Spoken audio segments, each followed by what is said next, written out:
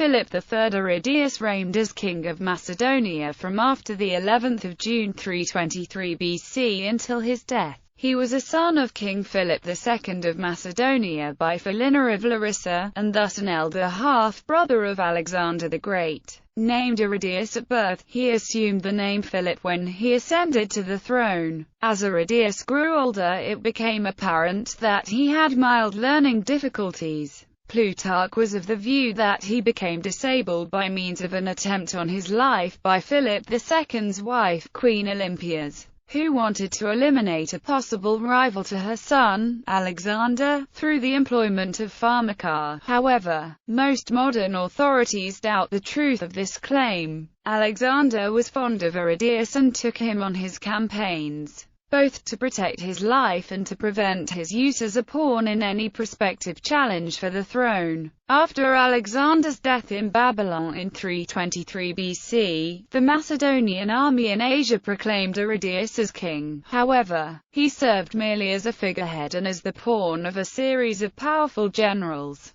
Biography. Even though Aridaeus and Alexander were about the same age, Aridaeus appears never to have been a danger as an alternative choice for Alexander's succession to Philip II. Nevertheless, when the Persian satrap of Caria, Pixodorus, proposed his daughter in marriage to Philip, the king declined, offering his son Aridaeus as husband instead, and Alexander thought it prudent to block the dynastic union, resulting in considerable irritation on the part of his father. Aridaeus' whereabouts during the reign of his brother Alexander are unclear from the extant sources. What is certain is that no civil or military command was given to him in those 13 years. He was at Babylon at the time of Alexander's death on the 11th of June 323 BC. A succession crisis ensued. Aridaeus was the most obvious candidate, but he was mentally unfit to rule. A conflict then arose between Perdiccas, leader of the cavalry, and Meleger, who commanded the phalanx.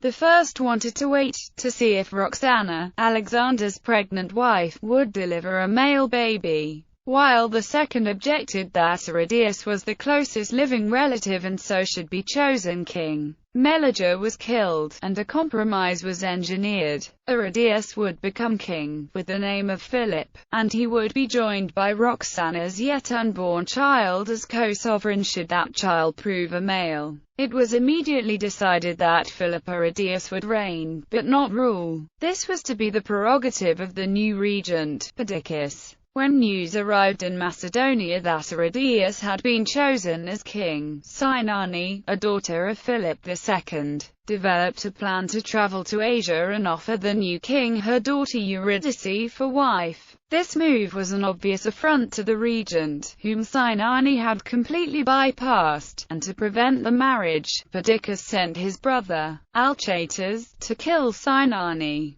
The reaction among the troops generated by this murder was such that the regent had to give up his opposition to the proposed match and accept the marriage. From that moment on, Philip Aridaeus was to be under the sway of his bride, a proud and determined woman bent on substantiating her husband's power. Eurydice's chance to increase her husband's power came when the First War of the Diadochi sealed the fate of Perdiccas, making a new settlement necessary. An agreement was made at Triparadisus in Syria in 320 BC. Eurydice moved deftly enough to achieve the removal of the first two designated regents, Phaethon and Aridaeus, but was powerless to block the aspirations of Antipater, whose position proved too powerful, and the latter was made the new regent. Philip Aridaeus and Eurydice were forced to follow Antipater back to Macedonia. The regent died of natural causes the following year, nominating as his successor not his son Cassander, but his friend and lieutenant, Polyperchon. Cassander's refusal to accept his father's decision sparked the Second War of the Diadochi, in which Eurydice saw once again a chance to free Philip from the control of the regent.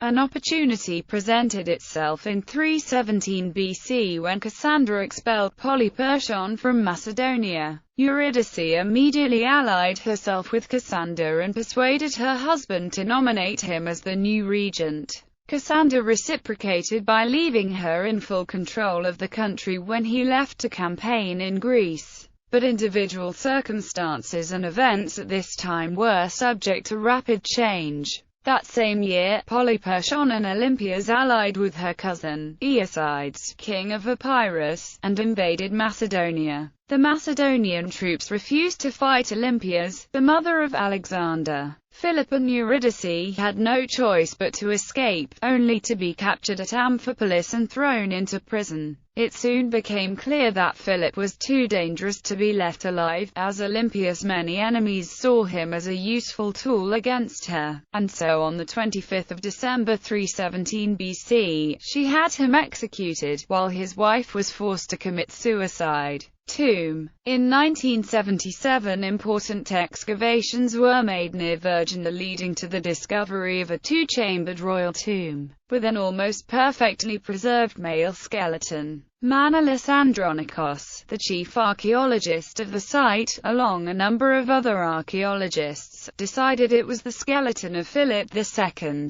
but others have disputed this attribution and instead propose it to be the remains of Philip Aridius. Aridius in fiction. He appears as one of the main characters in the novel Funeral Games by Mary Renaud. In Renaud's version, the villainous Cassander slows down his advance on Macedonia to give Olympias enough time to kill Aridius and Eurydice. Aridius is also a main character in Annabel Leon's novel The Golden Mean. In it, the young Aridius is tutored by Aristotle while he also mentors his younger half-brother, the future Alexander the Great. Alexander, who is initially disgusted with his brother's inferior intellect, learns to love him before he sets out to conquer the world.